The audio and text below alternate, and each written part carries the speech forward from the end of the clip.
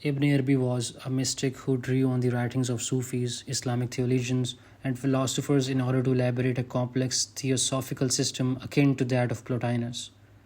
He was born in Murcia in southeast Spain in 1164 and died in Damascus in 1240. Of several hundred works attributed to him, the most famous are Al Futuhat al Makkiyah, the Meccan Illuminations, and Fusus al Hikam, the Bezels of Wisdom. Translated by R.W.J. Austin and published under the title Sufis of Andalusia, this book includes not only the translation of the entirety of the Ruhul Quds, but also sections from the Al Durat al Fakhira. Since both works were concerned with similar subjects, Austin includes only those parts from the Al Durat al Fakhira which do not appear in the Ruhul Quds. Between the two works, 71 Sufi masters are taken into consideration, four of whom are women. The accounts offer insight into the everyday lives of the Sufi masters, thus detailing the practices employed by each on the way of God. Parallel to this, Ibn Arabi reflects on the difficulties and obstacles faced by those on the spiritual path. A Sufi of high spiritual attainment himself, Ibn Arabi had gained knowledge of a mystical nature from an early age. He was well read in the metaphysical doctrines of Sufism, cosmology, and the science of letters and numbers. His life chronicles a profusion of divinely guided experiences, including visions, foresight, spiritual communication with the living and the dead, and powers of healing. Nevertheless, regardless of his innate spiritual authority, throughout his travels, Ibn Arabi sought Sufi masters. In stating the purpose behind the work, he says, I have written all of them only to show that our times are not completely lacking in saintly men. Prior to studying the classical Sufi master, it will be of benefit to consider how the Sufi is defined. Martin Lings defines the Sufi as the one who renounces the rewards of this world in favor of a life of prayer and contemplation more intense and all-embracing than that of the rest of the community of believers. A Sufi is the one who tries to achieve and keep alive the experience of divine truth through remembrance, prayer, fasting, vigil, and retreat. His sources of inspiration are the Quran and the traditions, the two pillars that all Sufi teachings and practices are based on. On the path to growing closer to God, focal to the advancement of many Sufis is his or her relation with a spiritual guide, you can say, or a murshid. This way involves many stages, varying according to the master with whom the disciple has initiated. Nevertheless, Martin Lings outlines three general phases. Briefly mentioned, the journey of the Sufi begins with an annihilation of the self and, as such, awareness of one's nothingness. This phase is followed by rigorous devotion and faith, or Iman, with the Sufi realizing him or herself as the servant of God. The journey reaches fruition once the Sufi is able to identify with the absolute reality and thus become aware of the unity of God.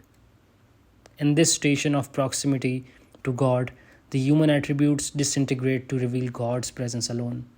In Sufi tradition, the Sheikh is seen as the Murshid Kamil, the perfect guide.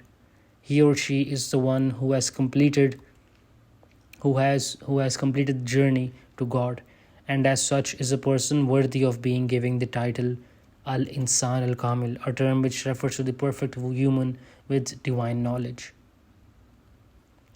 As a person who has already reached closeness or achieved closeness to God and has trodden the path, the Sheikh is seen as an essential source on the way. For the disciple, the Sheikh acts as the medium or wasila in getting closer to God, providing guidance and protection along the way. Indeed, he or she is a living example of the unknown destination. It is believed that right knowledge coupled with right action, mainly the invocation of God's name, Zikr Ism Allah, constitute the essence of Sufi practice. As such, each way, tariqa, together with its respective sheikh, provides instructions in these two realms. As stated earlier, Sufis of Andalusia, enumerates the lives and teachings of a total of 71 Sufi masters. While it would be beyond the scope of this video to review each entry, the aim is to provide the reader with a clear understanding of what a Sufi master represents. In other words, my main objective is to consider the elements common to and definitive of each Sufi master. First of all, literacy isn't an essential feature. Many of the Sufi masters Ibn Arabi meets are illiterate. In today's age, we are made to believe that the more informed you are, the more you advance in life. As such, our present understanding would require any person deemed knowledgeable to be literate. Nevertheless, the spiritual stations of these Sufi masters weren't dependent on their levels of literacy. They did not grow closer to God through brain power. Although people of the present world might be more informed than those living in the past, those that lived in the past, how many of them could they say were equipped to guide people on the path to God? Or better yet, how many of them could claim they had achieved unity with God on the basis of their literacy? The illiterate Sufi masters that Ibn Arabi mentions spent their lives in search of truth. This did not necessitate that they be literate. Rather, it necessitated that they be ready to become nothing and no one. There were those Sufi masters who were literate, who were well read. Nevertheless, their literacy wasn't a defining feature. The modern infatuation with information rather than guiding the person to truth bears the possibility of leading the seeker astray. For the Sufi master, there was one purpose: achieving unity with God, which meant annihilation of the self. Such a state of nothingness required the seeker to sever all ties with the outer world and renounce all material attachments. As such, many of the Sufi masters whom Ibn Arabi received guidance from led lives of seclusion. They would intentionally lead simple lives and share their wealth with the poor. Furthermore, they would wish for harsh circumstances. Always in a state of ritual purity, the Sufi masters were pious people. They would employ some common practices in their effort to grow closer to God. These included prayer, mandatory and supererogatory fasting, in addition to the month of Ramadan, meditation, recitation of the Quran, and the constant invocation of God's name, which is zikr. Interestingly enough, though, the demeanor of the Sufi masters were drastically different. While some were joyous and hopeful in nature, others were mournful and lonesome. Accordingly, the interactions they had with their disciples and the guidance they offered differed.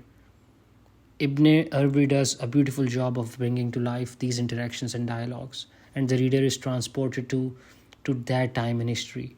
I myself was overcome by a sense of peace and calm. Some depictions of events were especially touching, and the power of his words are great, and this work is a testament to Ibn Arabi's amazing abilities in this regard. A Sufi master would not speak unless compelled to. Each movement, each action, each breath, each word would be preceded by an intention. Every moment would be spent in complete devotion to God. The Quran, as the source of all knowledge, would never be absent from the master's hands, and the names of God would always be echoing from his mouth.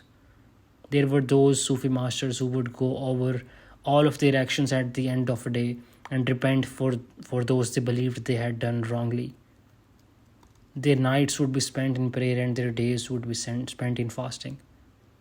Sufis of Andalusia provides great insight into the lives and manners of spiritual masters. Although in today's world it would be challenging to find any person who could fit the definition provided by Ibn Arabi, it is works like the Ruhul Quds which bring solace to the modern seeker.